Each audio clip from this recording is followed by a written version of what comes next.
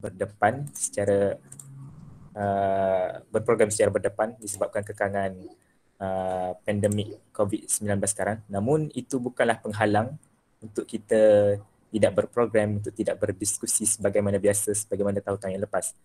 Jadi Alhamdulillah, syukur kepada Allah. Tambahan pula untuk hari ini adalah Maulidur Rasul. Jadi kita digalakkan untuk perbanyakkan selawat kepada Rasulullah SAW. Jadi Alhamdulillah dengan keberkatan hari ini sambutan Maulidur Rasul dan kita buat diskusi ini, insyaAllah ada keberkatan dalamnya, insyaAllah. Dan untuk hadirin sekalian, para peserta, tajuk diskusi pada hari ini yang akan disampaikan oleh Dr. Syekh sekejap saja lagi, iaitu COVID-19 dari perspektif sains dan Islam. Jadi itu adalah tajuk kita pada hari ini, tajuk diskusi.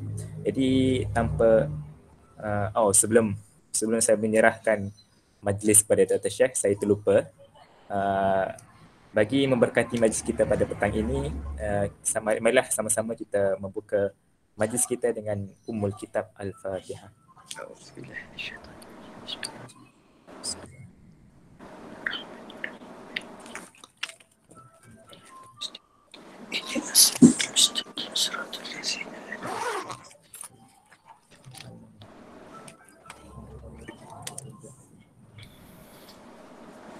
Amin, amin.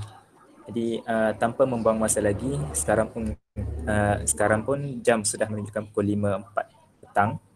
Jadi saya dengan segala hormatnya menyerahkan majlis ini kepada Dr. Syekh untuk memulakan perkongsiannya. Jadi dipersilakan Dr. Syekh. Baik, terima kasih Saudari Izzat, saudara-saudari, pelajar dan juga alumni Sains Gunaan dengan Pendidikan Islam yang saya kasihi. Assalamualaikum warahmatullahi wabarakatuh. Bismillahirrahmanirrahim. Alhamdulillahirabbil alamin wassalatu wassalamu ala asyrafil anbiya'i wal mursalin sayyidina Muhammad wa ala alihi wa sahbihi ajma'in.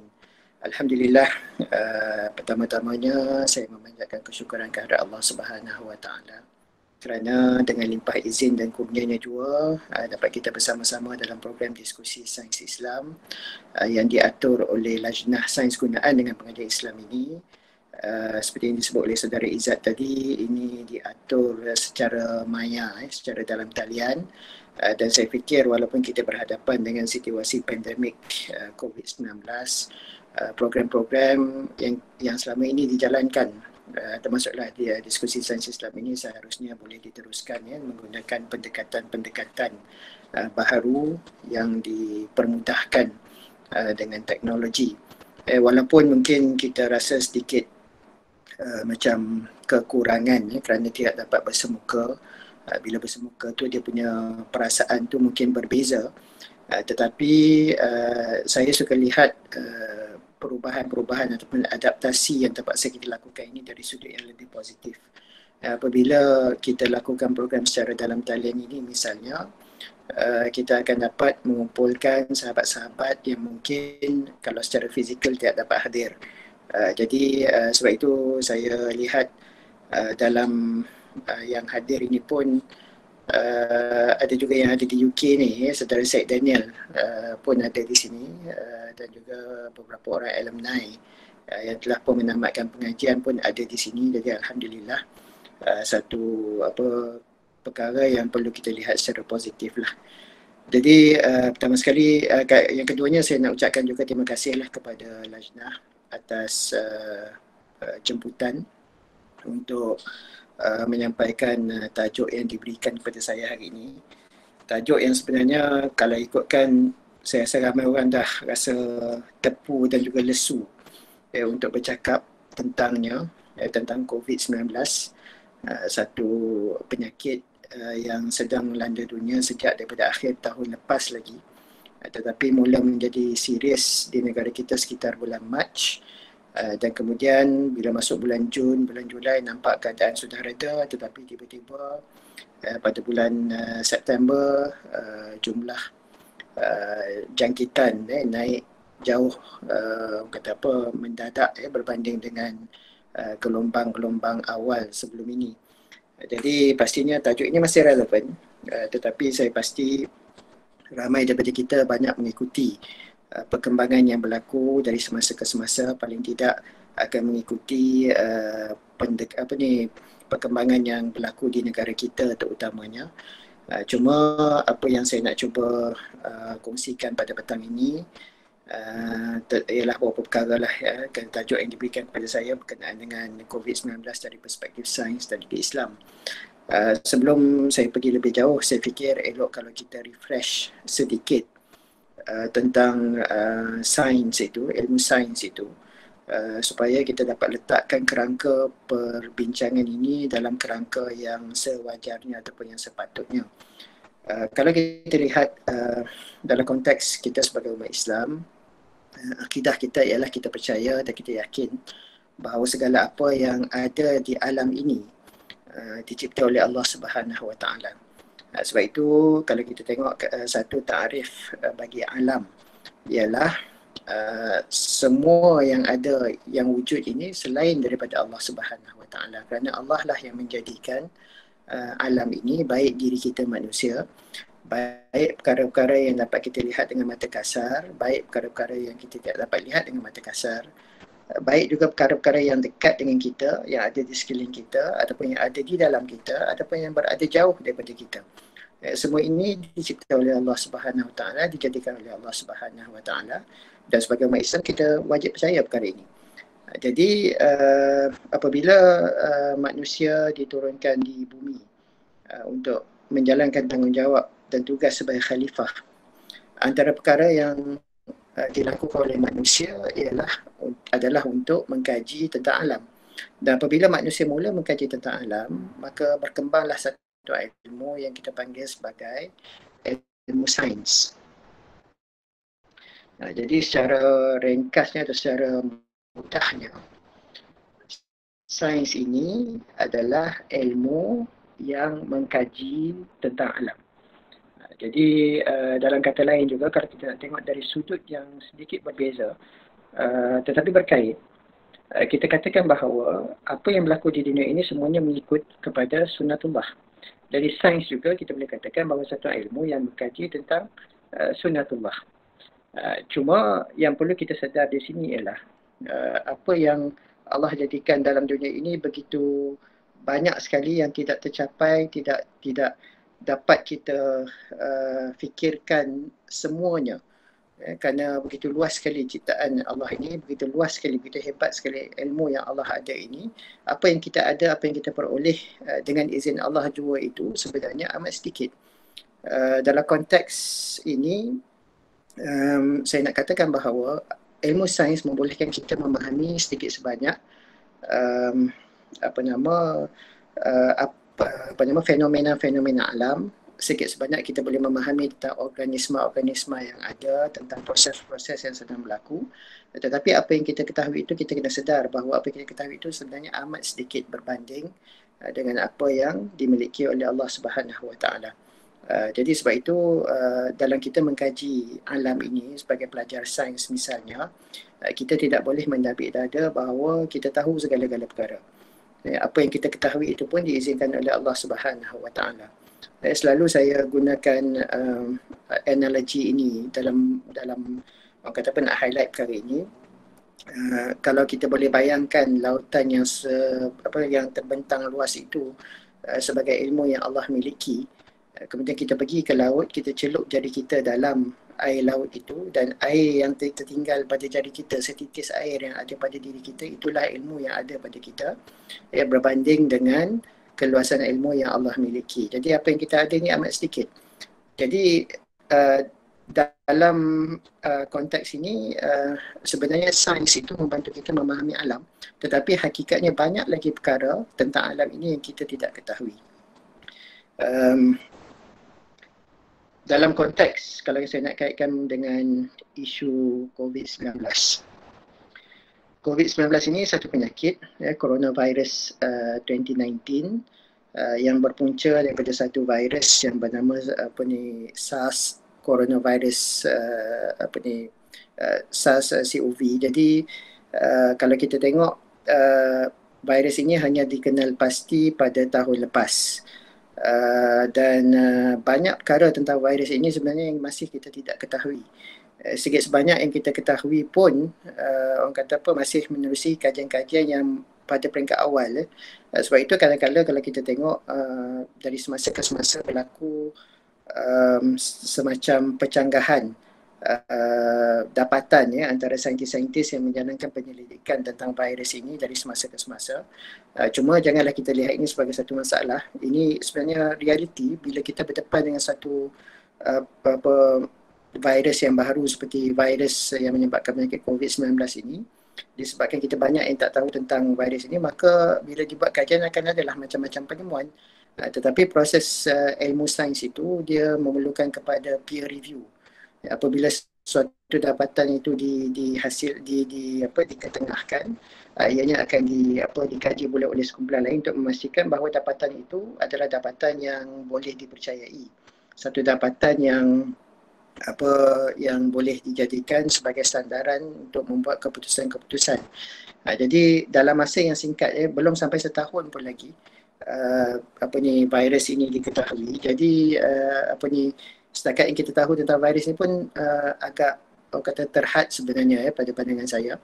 Tetapi apa yang kita tahu secara terhad ini pun sikit sebanyak usaha untuk memberikan panduan kepada kita dalam berhadapan dengan virus ini telah pun dikeluarkan. Dan apabila ada penemuan-penemuan baru, kalau memerlukan kepada pengemaskinian kepada panduan-panduan itu, maka pengemaskinian akan dibuat. Cuma setakat ini kalau kita tengok panduan-panduan yang diberikan kepada kita dalam konteks misalnya penjagaan kebersihan, kita digalakkan ataupun disarankan supaya sentiasa mencuci tangan dengan air dan sabun, ataupun dalam ketiadaan air dan sabun kita cuci dengan hand sanitizer, penjarakan fizikal, kemudian memakai pelitup muka. Ini antara saranan yang saya rasa agak konsisten daripada awal yang boleh membantu untuk mengurangkan risiko jangkitan COVID-19. Tapi apa yang pasti dalam berhadapan dengan COVID-19 ini, bagi saya lah antara bidang yang ataupun antara bidang ilmu ataupun disiplin yang paling terkehadapan adalah bidang sains. Kerana kita ada keperluan untuk memahami tentang virus ini. Sebab itu mereka yang dalam bidang virologi yang mengkaji tentang virus mempunyai peranan yang amat besar. Kita juga perlu mempunyai kefahaman yang besar tentang bagaimana jangkitan berlaku.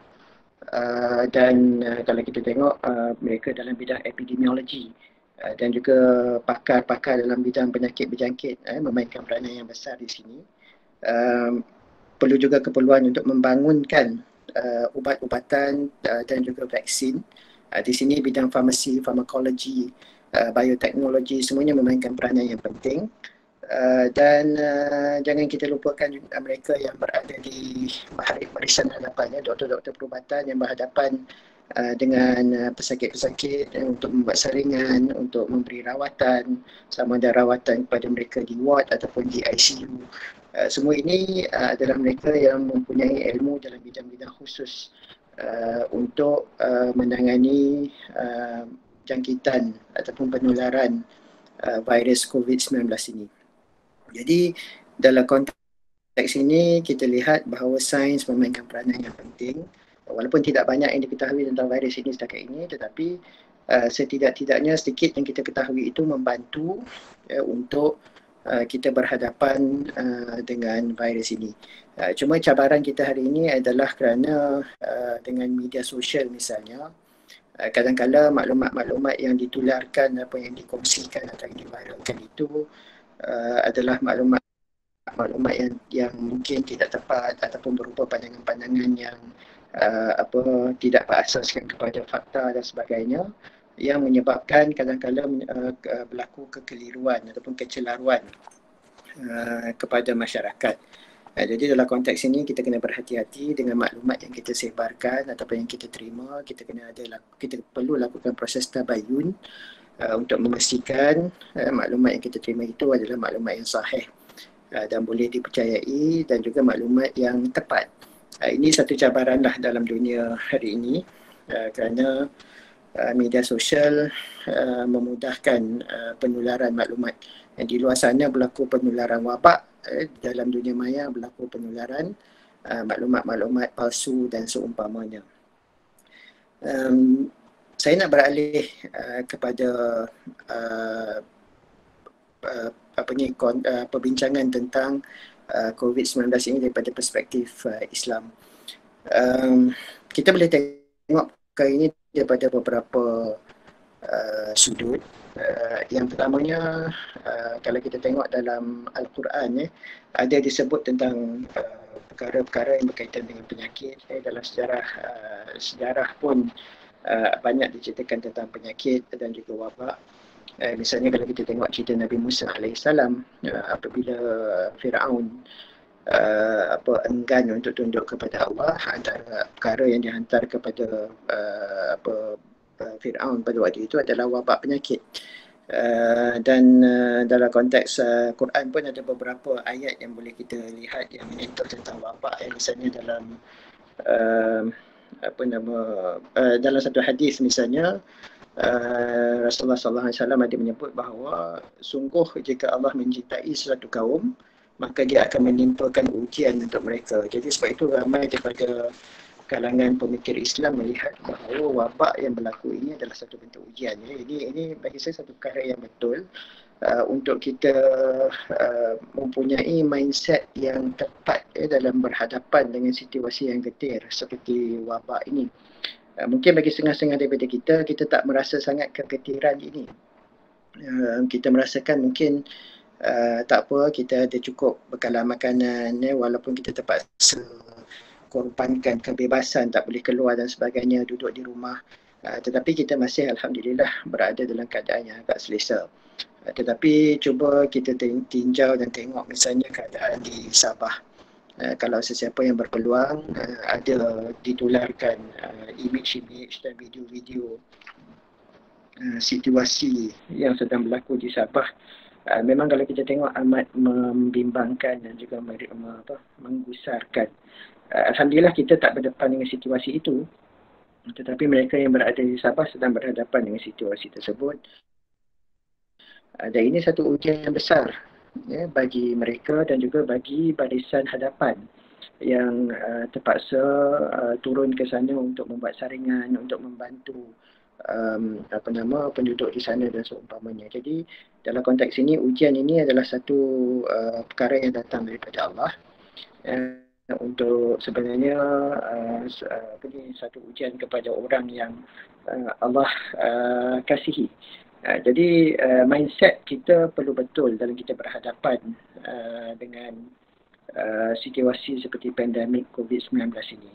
Dan kita juga sedar bahawa semua yang berlaku ini adalah dengan izin Allah juga. Sebab itu dalam Al-Quran nanti disebut satu ayat yang maksudnya tidak ada musibah yang menimpa melainkan dengan izin Allah. Jadi dalam konteks ini kita sebagai umat Islam kena yakin bahawa pandemik ini adalah sesuatu yang Allah izinkan untuk berlaku. Cuma apabila Allah izinkan sesuatu perkara seperti wabak ataupun pandemik ini untuk berlaku, apakah yang perlu kita lakukan? Satu, sebagai hamba Allah. Yang kedua, sebagai khalifah. Sebagai hamba Allah, seharusnya kita kembalilah kepada Allah. Mungkin ada perkara yang menyebabkan kita dah tersasar, ataupun mungkin kita terlupa untuk bersyukur dan sebagainya, maka kita kembali kepada Allah. Moga-moga Allah akan ringankan beban wabak yang sedang berlaku ini. Tetapi sebagai khalifah juga kita bertanggungjawab untuk berusaha untuk memastikan penularan ini tidak berterusan.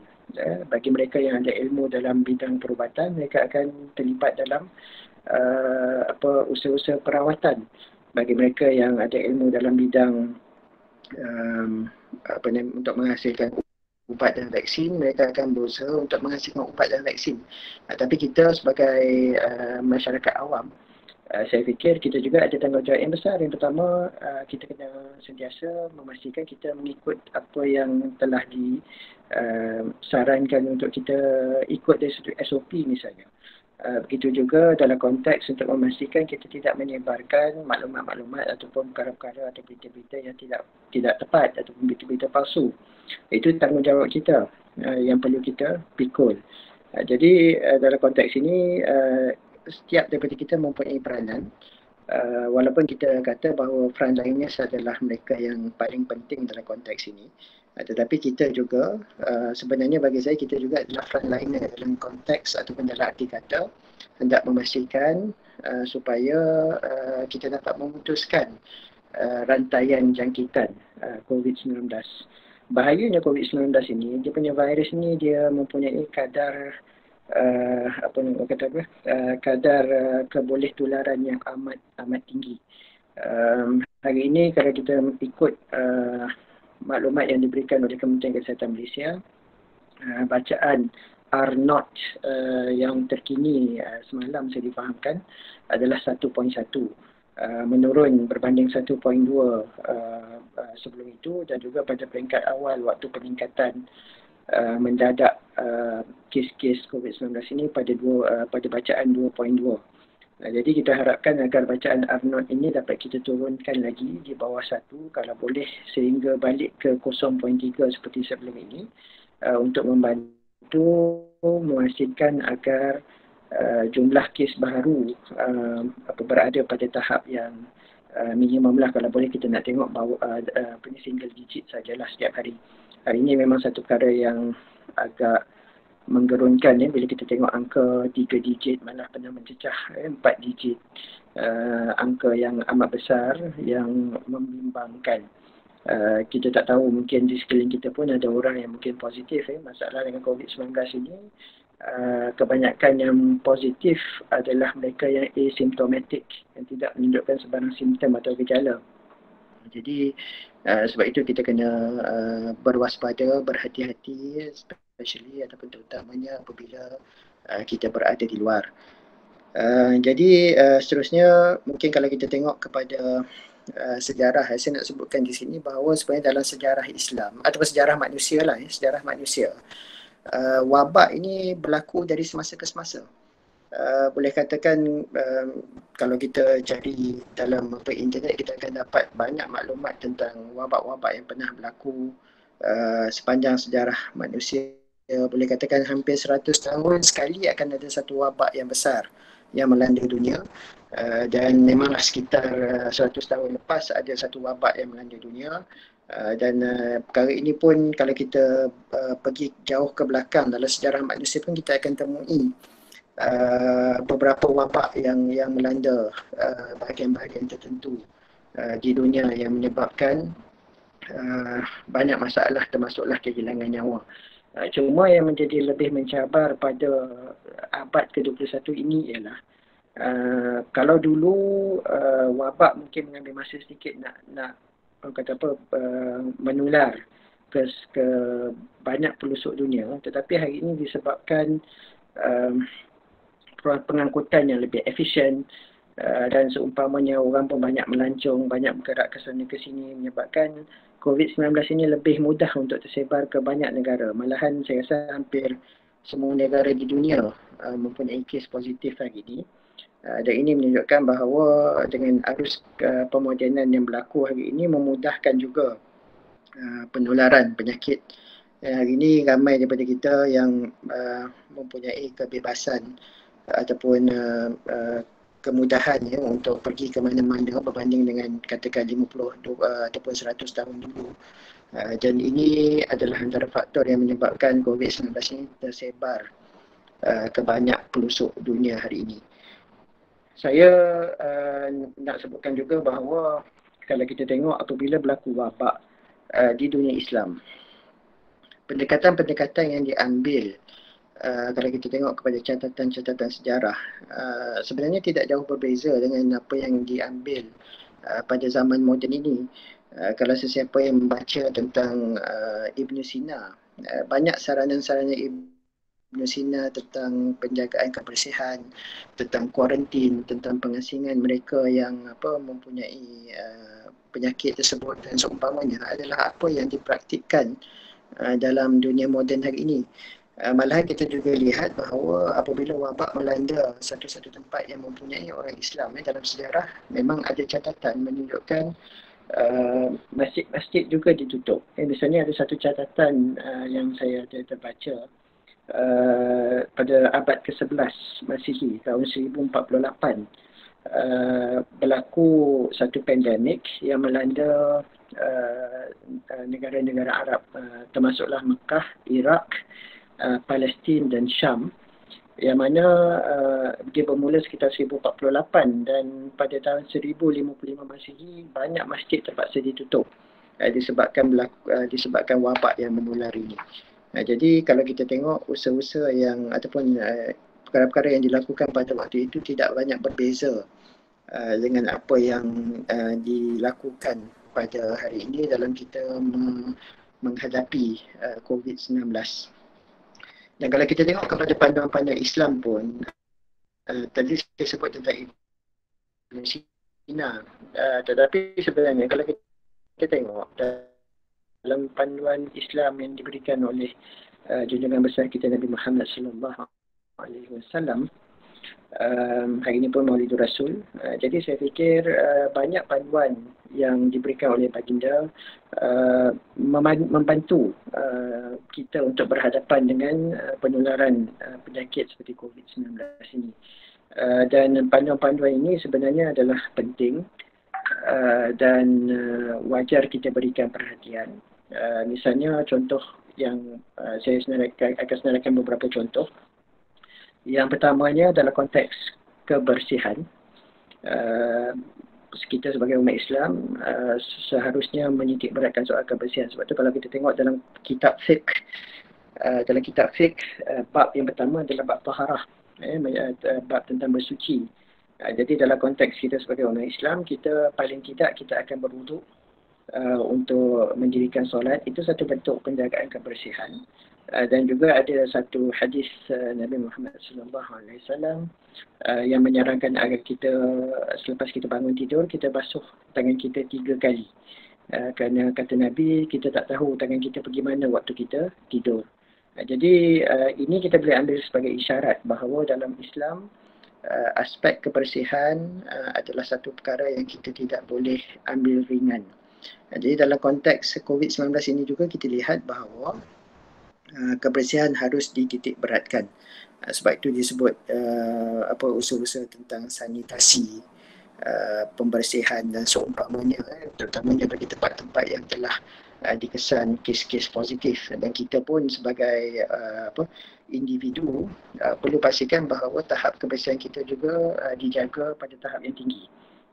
Sekerap mungkin kita bersihkan tangan kita, kerana tangan kita banyak menyentuh bermacam-macam jenis permukaan.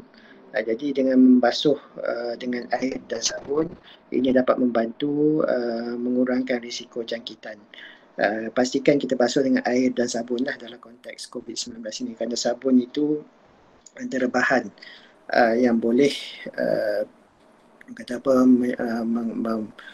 menghapuskan virus pada kulit kita.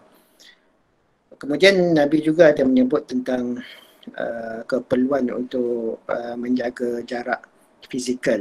Kalau hari ini kita kata penjarakan fizikal, tetapi kalau kita tengok dalam satu hadis, Nabi berpesan kepada kita, kalau kita jumpa atau ternampak orang yang mempunyai pesakit kusta, kita larilah daripada pesakit kusta itu sebagaimana kita nak lari daripada singa.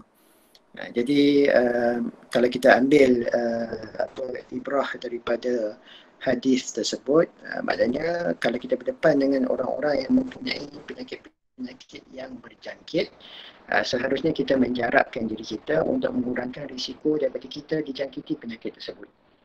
Tapi bagi mereka yang terlibat dalam perawatan, pastilah mereka terpaksa mendekati mereka. Tetapi dalam konteks ini, dalam konteks zaman moden ini, kita ada PPE, pakaian-pakaian khusus yang boleh digunakan untuk membantu merawat pesakit-pesakit yang mempunyai penyakit-penyakit berjangkit seperti COVID-19 ini.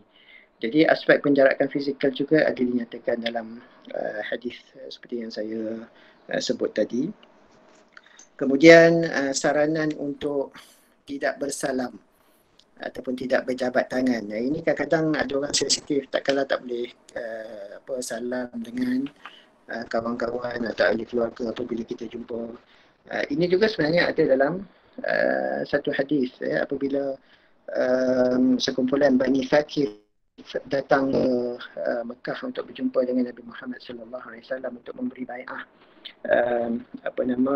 Salah seorang dalam kumpulan yang datang itu mempunyai penyakit kusta, dan Nabi tidak bersalam, dan Nabi katakan bahawa baginda menerima bai'ah yang diberikan itu, tetapi baginda tidak salam dengan orang yang mempunyai penyakit tadi, dan Nabi arahkan supaya mereka pulang ke tempat mereka masing-masing lah.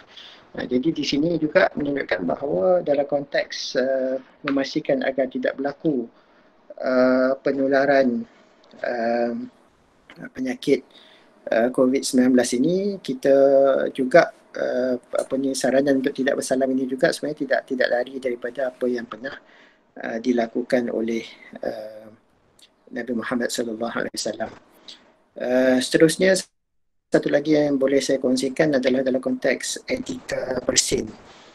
Kalau kita tengok antara saranan yang dikeluarkan oleh WHO bagi etika bersin ini, kalau kita bersin, kita disarankan supaya kita bersin ke ke lengan kita supaya tidak tersebar titisan-titisan air daripada mulut kita itu kepada orang lain lah.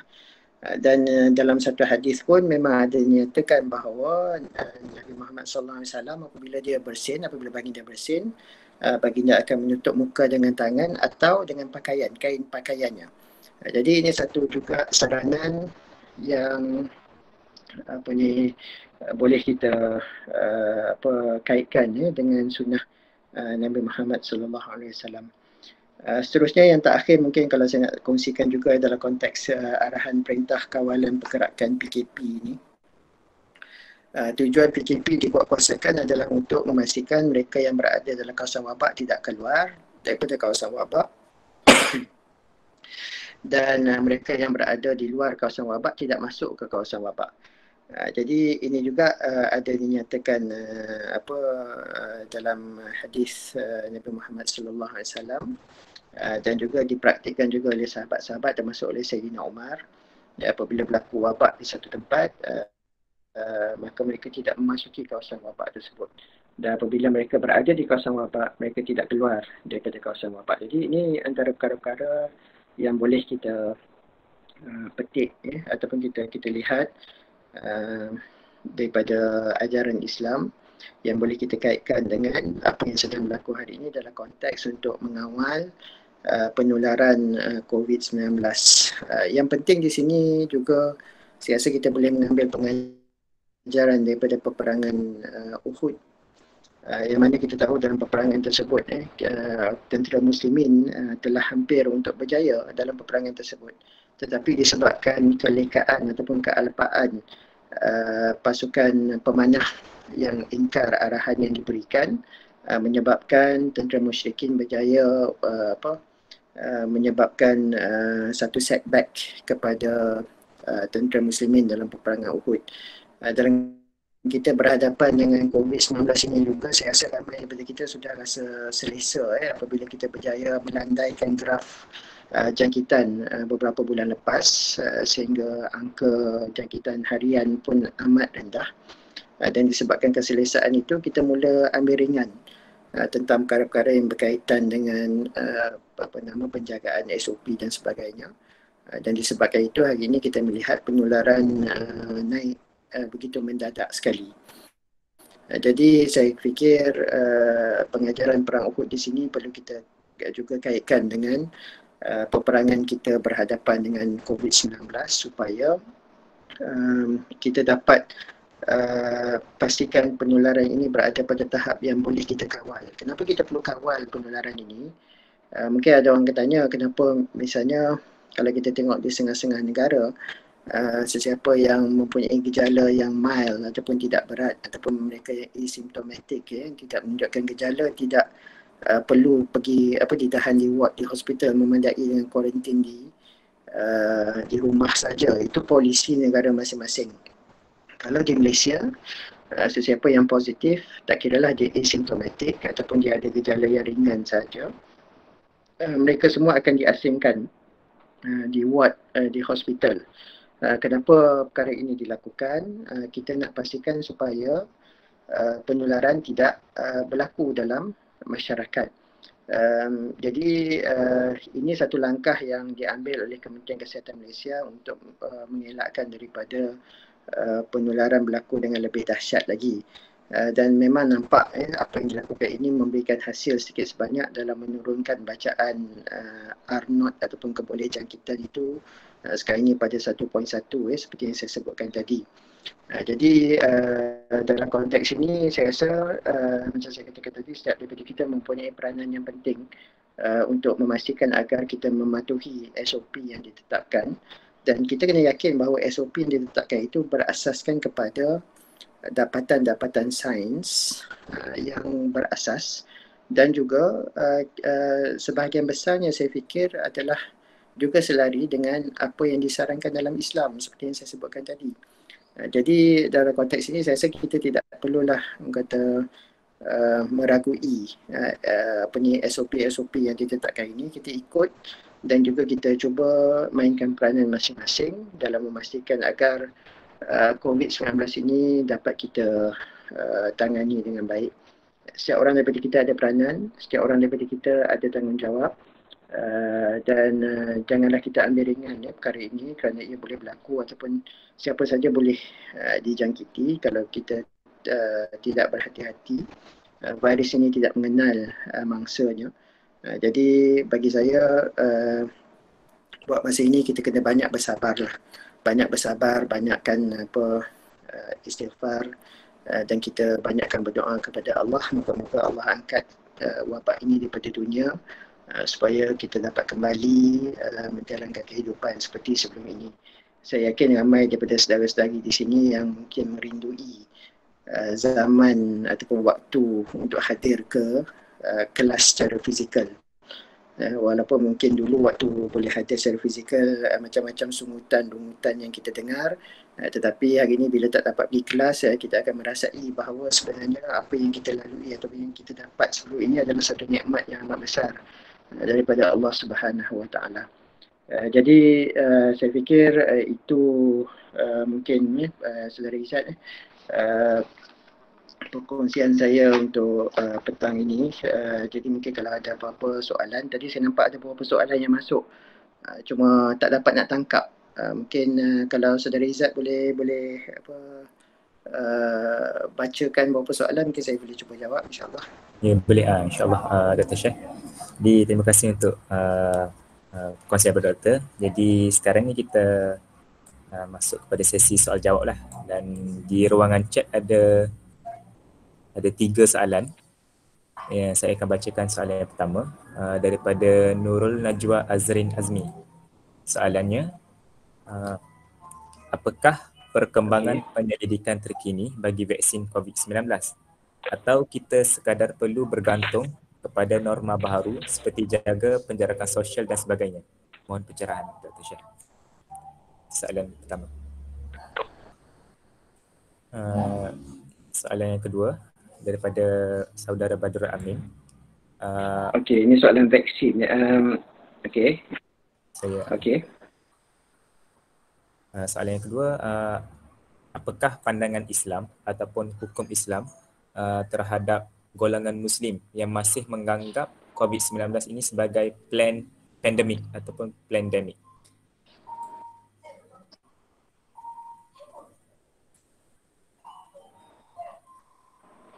Okey. Soalan yang ketiga. Soalan yang ketiga, melihatkan kepada... Ada soalan lagi? Ada 2 soalan lagi.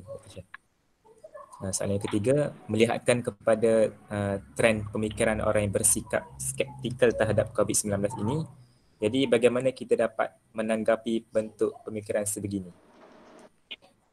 Melihatkan kepada trend pemikiran orang yang bersikap skeptikal terhadap COVID-19 ini, kita dapat menanggapi bentuk pemikiran tersebut. Okey, terima kasih. Dr. Syah, ada soalan terakhir. Ada 4 soalan di sini. Soalan terakhir adalah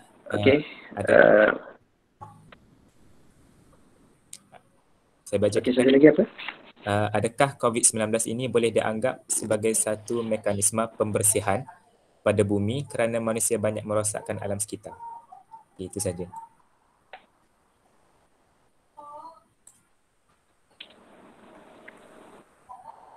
Okey, terima kasih Saudara Izzat. Terima kasih kepada yang bertanya. Saya akan cuba jawab secara ringkas insyaAllah. Ada setengah-setengah soalan ini memerlukan kupasan yang lebih mendalam saya fikir. Dari segi yang soalan pertama tentang perkembangan penyelidikan vaksin, sudah ada beberapa inisiatif vaksin yang dijalankan di banyak negara dan sudah masuk ke beberapa peringkat ujian, termasuk ujian ke atas manusia. Cuma kalau kita tengok dalam konteks vaksin untuk COVID-19 ini, dia dilakukan dengan agak cepat berbanding dengan penghasilan vaksin untuk penyakit-penyakit lain, dan ini berlaku demikian kerana ada unsur ada unsur darurat di situ, disebabkan kesan COVID-19 yang begitu besar kepada nyawa manusia, wujud keperluan untuk mempercepatkan penyelidikan vaksin ini. Stage-stage yang perlu diikuti, cuma dilakukan dalam masa yang lebih singkat. Jadi saya, daripada apa yang saya baca, saya difahamkan sekiranya usaha-usaha ini ada yang memberikan hasil yang positif. Menjelang awal tahun hadapan akan ada vaksin yang dapat diguna pakai. Dan Malaysia sendiri pun sudah menandatangani perjanjian, kalau tak silap saya, dengan China untuk mendapatkan bekalan vaksin pada tahun hadapan apabila vaksin yang dikaji itu selesai proses-proses yang sepatutnya dari segi efikasi dan juga safety. Cuma sehingga mana vaksin ini diperoleh dan dapat diguna pakai oleh masyarakat secara umum, secara keseluruhan, kita masih perlu berpegang ataupun mengikuti SOP yang ada dengan norma baharu yang perlu kita ikutilah. Jadi norma baharu ini kita tak dapat lari. Kita kena pakai pelitup muka, jaga penjagaan fizikal dan sebagainya. Itu antara usaha-usaha yang perlu kita lakukan sehingga mana vaksin diperoleh untuk penggunaan umum nanti. Jadi itu setakat yang saya boleh jawablah tentang vaksin. Tetapi perkembangannya ada dari semasa ke semasa, ada diumumkan atau dihebahkan di media. Soalan 2 dengan 3 ni saya rasa saya boleh gabungkan tentang ada pihak yang melihat bahawa pandemik yang berlaku ini adalah satu bentuk perancangan pihak-pihak tertentu yang dikaitkan dengan teori konspirasi dan seumpamanya, yang menyebabkan ada juga daripada masyarakat yang skeptikal tentang penularan COVID-19. Bagi saya beginilah. Yang pertamanya, sama ada virus yang tersebar ini dirancang atau tidak, hakikat atau realitinya ialah virus ini ada dalam masyarakat hari ini. Ianya satu ancaman kepada kehidupan. Jadi apabila kita berhadapan dengan ancaman ini, seharusnya kita perlu cari penyelesaian. Memanglah akan ada orang yang skeptikal ataupun akan ada orang yang mempunyai teori-teori konspirasi dan sebagainya. Tetapi saya rasa kita baliklah kepada surah Al-Hujurat. Dalam surah Al-Hujurat ada banyak panduan yang Allah berikan kepada kita yang boleh ataupun yang perlu kita terapkan dalam diri kita. Yang pertama, apabila kita tiba berita, kita semak dulu kesahihan berita, kita tabayun. Yang kedua, kita elakkan zon, bersangka-sangka. Masalahnya kita hari ini ialah kita suka mempunyai sangkaan-sangkaan sehingga kita menafikan keilmuan ataupun kepakaran orang-orang yang sepatutnya kita letakkan kepercayaan itu. Jadi saya rasa dalam konteks ini kita elakkanlah diri daripada berpegang dengan teori-teori yang sifatnya konspirasi. Memang teori konspirasi, idea-idea tentang ataupun perkara-perkara yang dikatakan sebagai pandemik yang dirancang dan seumpamanya itu, memanglah kalau kita sembang-sembang kosong memang benda yang seronok lah. Di ibarat satu gosip kedai kopi yang memang disukai oleh manusia. Sifat manusia memang macam tu. Kita suka bercakap tentang perkara-perkara yang bersifat konspirasi dan sebagainya. Tetapi bagi saya sebagai umat Islam, seharusnya kita elakkan daripada bersangka-sangka. Kerana sangkaan itu bukanlah satu perkara yang berdasarkan kepada fakta. Dan kalau kita nak berhujah pun, kita perlu berhujah berdasarkan kepada fakta, bukannya andaian. Jadi di sini satu trend yang tidak sihat lah kalau ada daripada kita ataupun dalam masyarakat kita yang mempunyai sangkaan-sangkaan terhadap pihak-pihak yang berautoriti. Kalau kita tengok realiti, kalau saya rasa beginilah, kalau kita nak tahu realiti ni, kita cubalah cari berita-berita yang berkenaan dengan bagaimana pasukan barisan hadapan berhadapan dengan situasi getir, terutamanya macam yang berlaku di Sabah sekarang ini. Cuba kita tengok apa yang berlaku di sana, dan itulah realiti yang terpaksa dihadapi. Tak ada siapa-siapa saya fikir yang secara logiknya atau secara warasnya mahu pandemik berlaku di dunia ini. Kehidupan kita terjejas, ekonomi juga terjejas, pembelajaran juga terjejas. Hari ini saya rasa tahun 2020 ini tahun yang menyebabkan banyak orang terasa lost, termasuk pelajar-pelajar. Jadi di sini saya rasa kita elakkanlah daripada memikirkan ataupun membuat andaian-andaian yang tidak berasaskan kepada fakta. Memang di luar sana banyak pihak yang mempunyai sangkaan-sangkaan seperti ini. Sebab itu kita ada golongan anti vaksin, kita ada golongan yang percaya bumi ini rata contohnya, dan seumpamanya. Tetapi kita sebagai sesiapa yang dalam bidang pengajian Islam dan sains, saya rasa seharusnya tidak mempunyai pemikiran seperti itu. Kerana kita ada asas pengajian Islam dan kita juga ada asas bidang sains. Jadi seharusnya pemahaman kita lebih baik. Cuma cabarannya bagaimana nak menghadapi golongan ini, ini satu cabaran yang amat besar dan bukan mudah.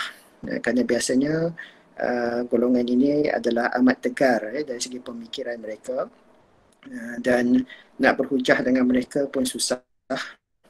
Sebab tu kalau kita tengok, Imam Syafi'i pun ada sebut bahawa dia akan kalah kalau dia nak berhujah dengan digunakan istilah orang yang bodoh. Jadi saya fikir untuk berdebat atau berhujah dengan golongan yang tegar ini, saya rasa bukan satu perkara yang boleh dilakukan oleh semua orang. Dan untuk mendepani mereka ini pun saya fikir bukanlah sesuatu yang mudah. Soalan yang keempat tentang adakah COVID-19 ini satu mekanisme pembersihan ke atas alam ini. Kalau kita tengok di awal pandemik ini, apabila hampir seluruh dunia berada dalam keadaan lockdown, ramai yang berhujah ataupun yang mengulas tentang perkara ini. Bila kita tengok misalnya kadar pembebasan karbon dunia jatuh mendadak disebabkan kurangnya pergerakan, tak banyak kapal terbang yang terbang, industri juga tidak banyak yang berjalan. Kalau kita tengok sungai-sungai, banyak yang daripada keruh menjadi jernih, udara juga begitu. Jadi ada yang menghujahkan bahawa ini satu bentuk tindak balas daripada bumi untuk membersihkan kerosakan yang dilakukan oleh manusia. Kalau kita tengok dalam Quran, dalam surah Ar-Rum pun memang disebut bahawa banyak kerosakan yang berlaku di muka bumi ini adalah hasil daripada perbuatan tangan manusia sendiri. Jadi dari satu sudut mungkin ada kebenarannya. Ini satu cara untuk reset balik keadaannya. Tetapi kalau manusia tidak mengambil pengajaran daripada apa yang berlaku, kita teruskan dengan perkara-perkara yang membawa kepada fasad tadi, maka kita seolah berada dalam satu kitaran ganas lah, vicious cycle. Maksudnya kita akan terus melakukan kerosakan sehingga satu masa akan berlaku tindak balas daripada sistem alam yang Allah telah tetapkan ini, dan berlakulah masalah-masalah yang akan menyusahkan manusia kembali. Sebab itu dalam konteks ini saya fikir tanggungjawab kita dalam konteks yang mikro adalah untuk menangani pandemik yang berlaku ini, tetapi dalam perspektif yang lebih meluas, kita juga perlu teruskan usaha untuk menjalankan tanggungjawab kita dalam menjaga alam. Alam ini satu amanah yang Allah berikan kepada kita yang perlu kita jaga.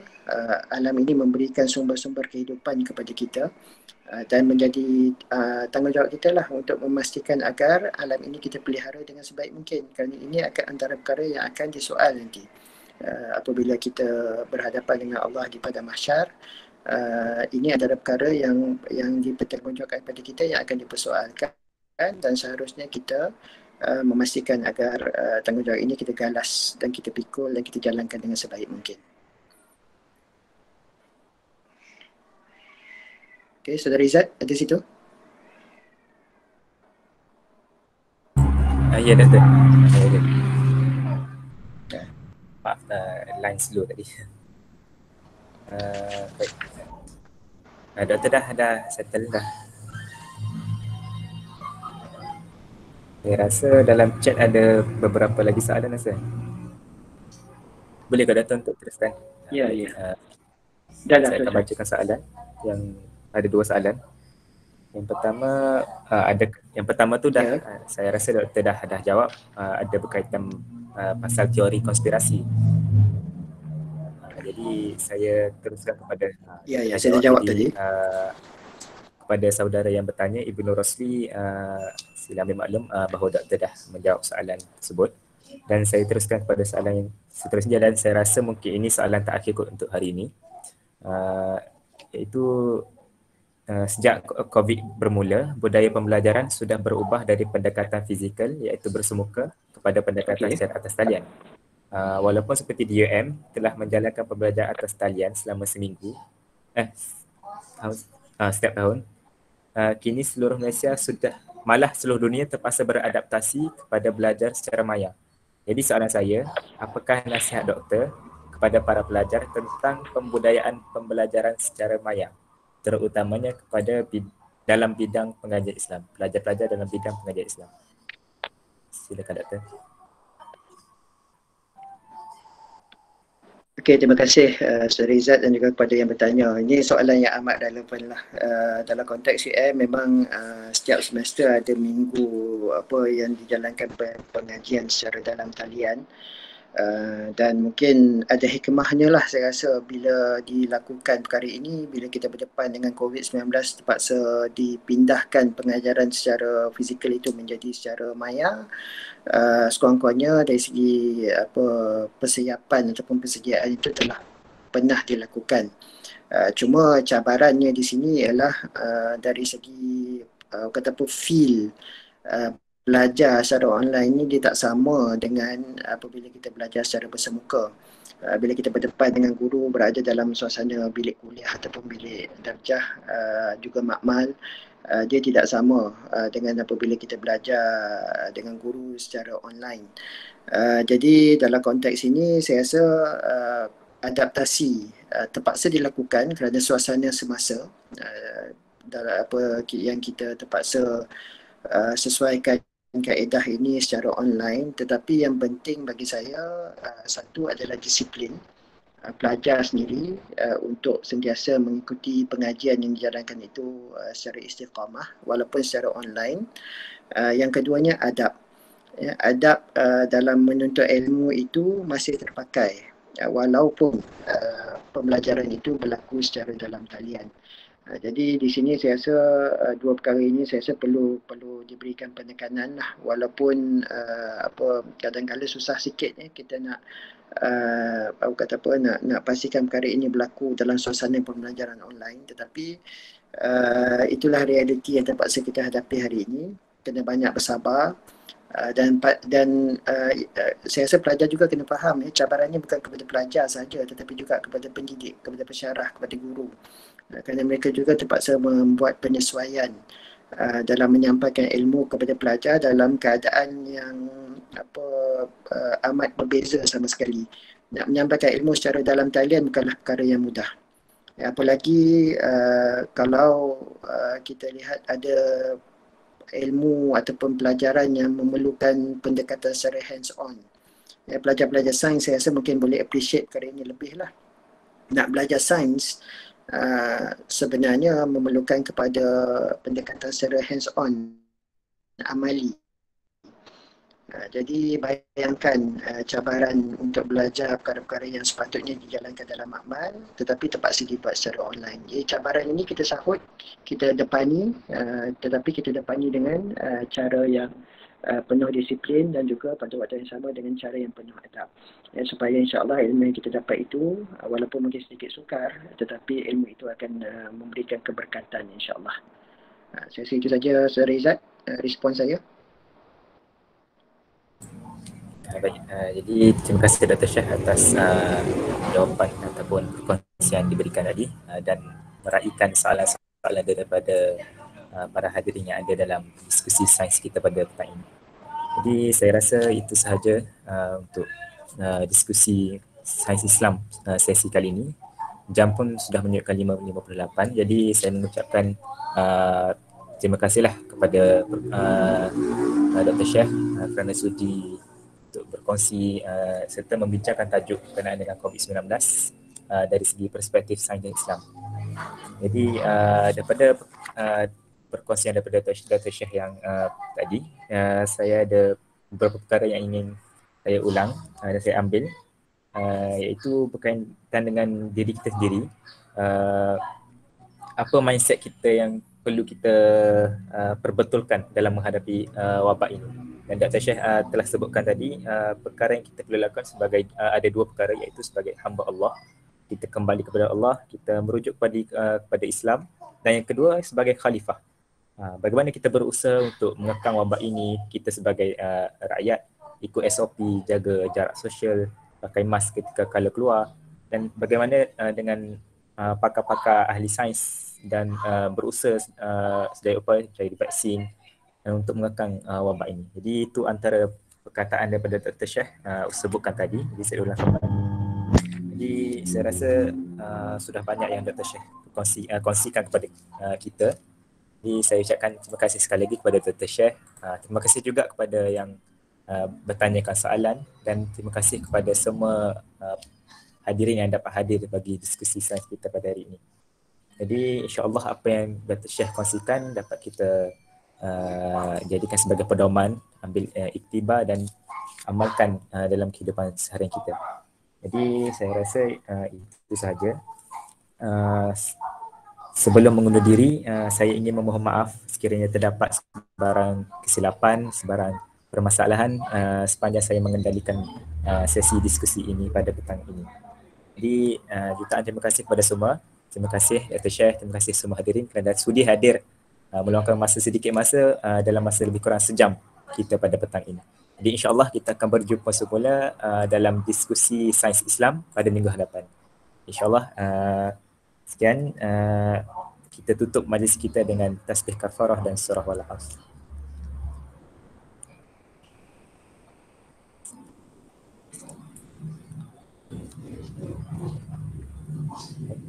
Terima kasih semua. Terima kasih Dr. Syah.